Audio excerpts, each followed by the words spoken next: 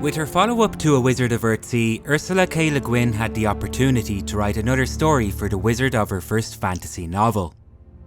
Sparrowhawk was a widely loved character, a hero who was positioned to take centre stage in an adventure of even greater scope. Instead, Le Guin centred the sequel on a new character, a choice that allowed readers who were unfamiliar with her work to jump right in. On the one hand, you could look at this as a way for Le Guin to return to her fantasy world free of the constraints of what was established by the previous episode. But there was a lot more to her change of protagonist than the chance of a fresh start. While the new book would trace the shadow of similar themes, this time she decided to explore them from the perspective of a female character, a girl whose coming of age would entail a much murkier journey than that of the young wizard boy who set out ahead of her. It was called The Tombs of Atuan, and fittingly for such a brooding title, it would go far deeper than anything Le Guin had written before.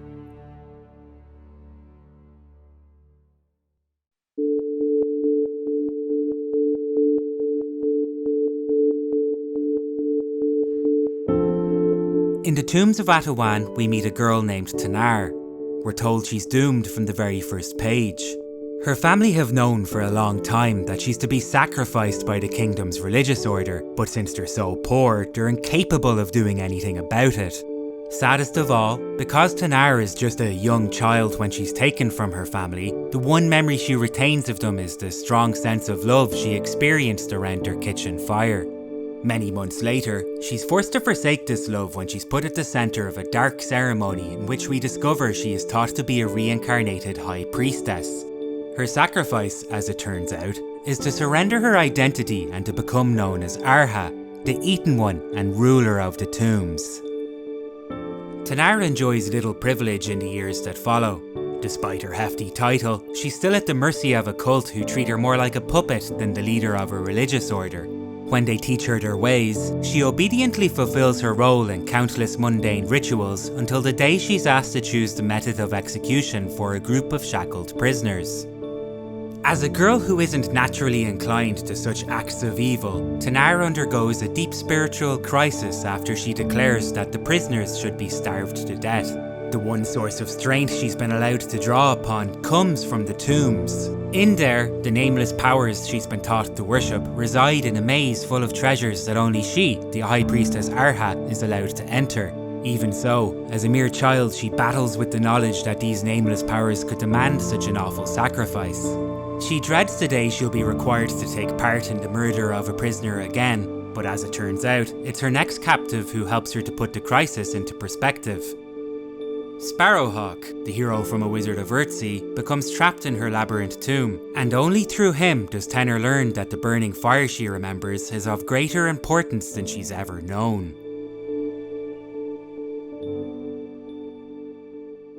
A core theme of the book is indoctrination. Tanar is less than 6 years old when she's brought to the tombs, a deeply impressionable age when her sense of right and wrong is informed by the people around her.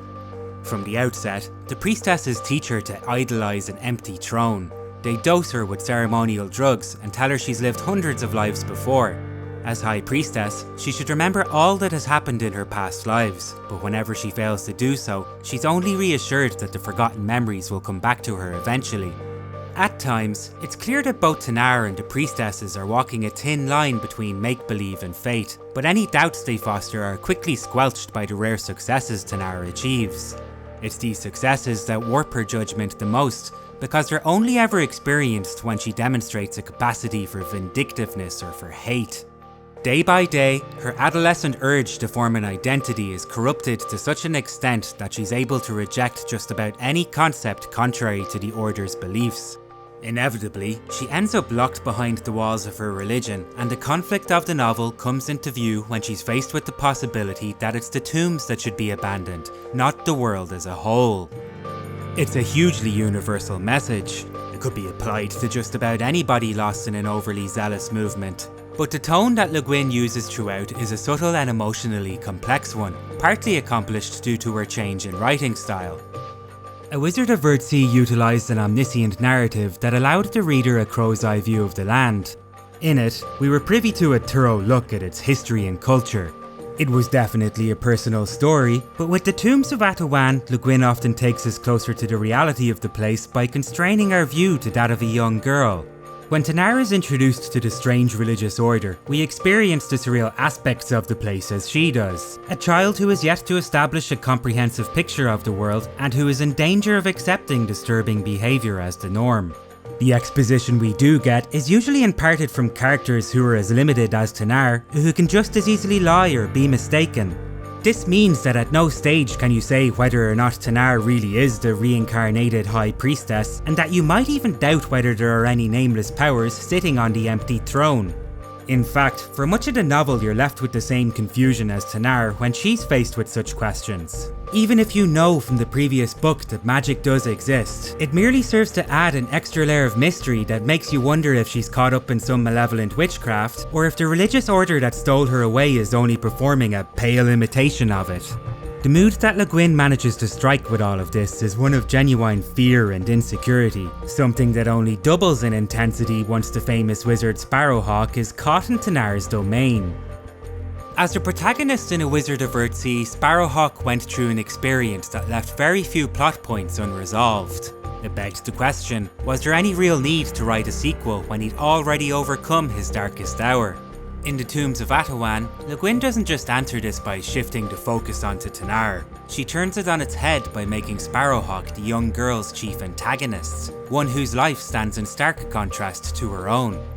Much like Sparrowhawk at the beginning of his story, Tanar is a child taken from her family.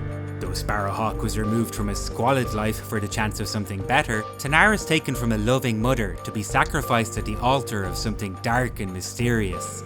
On top of this, Sparrowhawk's spiritual growth on the wild open sea was a tremendous adventure compared to Tanar's introverted descent into the tombs, and while it was Sparrowhawk's task to face a great evil head on, Tanar discovers that it's hers to run as far from it as she can. The comparisons are rewarding to find in their own right. They all intermingle to help each book enrich the other. But where Guin's true inspiration struck was in making Sparrowhawk as much of a catalyst for Tanar's growth as his own shadow acted in A Wizard of Earthsea. As her prisoner, he's often the victim of Tanar's terror. She interrogates him for information about the wider world and lashes out when she doesn't like the answers she receives. Sparrowhawk's response is consistently humble, and though at times you might only be treated to surface reactions, you know that because he doesn't accept viciousness as the girl's defining trait, she must be capable of becoming a better person. All things considered, it's a credit to Guin that even for those who don't know Sparrowhawk's backstory, it's plain to see how he could become her salvation even when she perceives him to be such a threat. Across much of the Earthsea saga, a major through line for each character is the lessons they must face as a result of having been born with power. In the case of Tanar, it's made all the more clear because in spite of being named Arha, the reincarnated priestess, magic has practically nothing to do with her struggle. Rather, the social structure that surrounds the tombs is what she has to fight in order to learn. Tanar's desert settlement is led by a woman whose innate cruelty creates an oppressive atmosphere for everyone who lives there. Though she isn't necessarily a believer of the dark powers, she utilises their reputation to maintain her authority and to control the people around her. The only way Tanar can achieve any independence and come close to claiming her position as the true High Priestess is by acting just as cruel as this de facto leader. You do see heartbreakingly poignant moments of friendship pass between Tanar and the other characters, but her confidence is so shaky that if anybody is ever clumsy enough to doubt her lineage as the reincarnated priestess, she's just as likely to enact some childish revenge as she is to forgive. On a broader scale, these moments of retribution aren't always a conscious choice, but can be seen as the result of years of institutional conditioning. For centuries, generation after generation of girls have been brought to the tombs, initiated into their archaic ways and offered no means of escape other than advancement through the ranks. Tanar could easily justify her negative behaviour as the consequence of a damaged life, but to actually overcome her past and find a source of power that isn't tied to her title, she's required to take ownership of every aspect of her being. Again, you can see how the Tombs of Atuan has some parallels with A Wizard of Earthsea, but there are a number of key differences that come as a result of Guin's shift to a purely female perspective. After all, it's not just for a change of scenery that the majority of the story takes place in a labyrinth. Tanar's domain is as intricate as her fractured identity and reflective of the much more mysterious path to freedom she has to follow compared to what Sparrowhawk went through.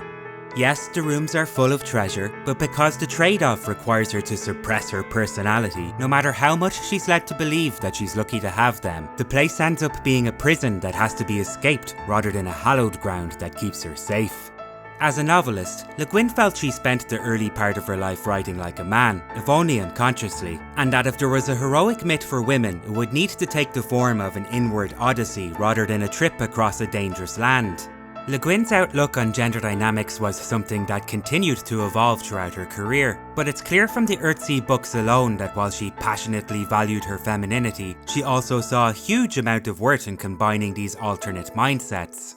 Nowhere does this interplay become as interesting than when you compare the abuse of power Tanar commits against her loyal servant, a eunuch who she constantly belittles simply because he's so utterly incapable of regarding her as anything other than a rare jewel, with her relationship to Sparrowhawk, who through his practice of conscientiousness shows her that we can empathise with the people who hurt us, and how what's truly important is to be fully accountable for ourselves.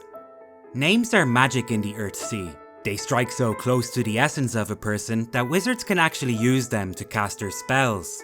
Though at times they'll have to find a name in the pages of an ancient manuscript, others they'll simply know it by instinct. When Sparrowhawk is Tanar's prisoner, he only realises her true name after he suffers under her care and sees the good in her nonetheless. At no point does he beg her for mercy or attempt to manipulate her into revealing a hidden part of herself. Instead, the quiet compassion he treats her with is what opens her heart to possibilities beyond her role as the High Priestess, which in turn allows her to decide what the rest of her life will become. This is an immense act of importance for Tanar, but it's also one that has extraordinary ramifications for the entire land of the Earthsea.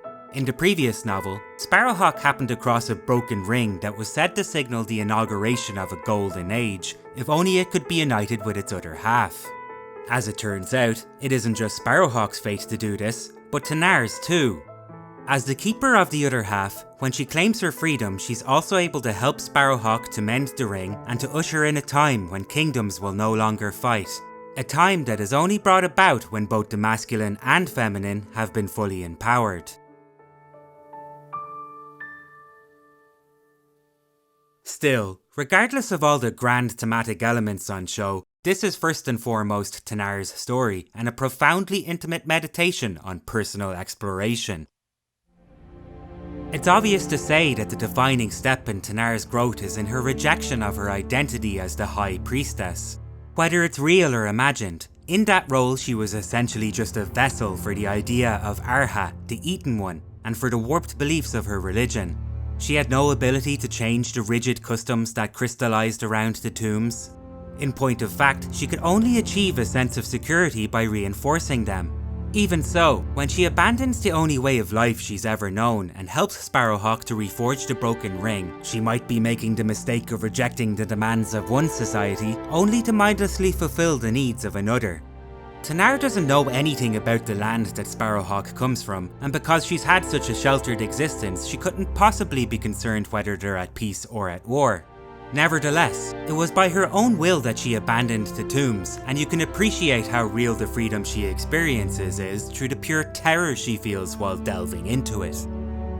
It's in these closing events that the Tombs of Atuan offers some of its most sobering passages. Together, Tanar and Sparrowhawk trek across the bone-dry land of her desert and into the fertile mountains at its edge. The trip is an exhilarating one, like that of a child granted the sight of colour for the first time, but it isn't long before her expectations meet reality head-on. When Sparrowhawk achieved his own epiphany in A Wizard of Earthsea, the story drew to a close as he fell into harmony with the universe. While it was an affecting moment, you didn't really see what kind of change it provoked in his character. The wizard Tanar meets in the Tombs of Atuan is a much more solitary man than the one we knew before. If not in spite of his empathy, then certainly because of it. Sparrowhawk sees himself as but a leaf on the wind, going wherever he's supposed to be, not bound to anyone or anything. As Tanar realises that he has his own path to follow and that they can't be tied to one another, the thought of it is a disturbing one. It would mean she's going to be left alone. Understandably, she begins to question the wizard's intentions. As he uses his magic to manipulate the world around them, it isn't unfair for her to wonder just how much she can trust him not to have manipulated her too. When they prepare to disembark on Sparrowhawk's boat and be rid of the land that enslaved her, he turns his back to her and exposes her choice for what it is. She has a knife in her hand. She could slit his throat if she wanted. He'd let her do that if it would help her understand. The decision she made to leave the labyrinth was hers alone, and as they ready to set sail together, it's one she has to make again. In the tombs, she might as well have been dead. Choosing life, Guin appears to say, is a purposeful act, and something you might have to do more than one time. At the end of the day, if you count yourself among the people who adore this book, it's probably not just for the lofty ambitions that shifted into the realm of literary fiction. It's because it's the soft-spoken story of a girl finding power in the wrong place, being brave enough to leave it behind, and eventually returning to a self-sustained source, nourished by her love for a world that's bigger than she's even begun to imagine. There's a fire that burns for Tanar. She knew it in her mother's kitchen. Countless years later and 1,000 miles from where she started, she returns to it like a child who's finally come home.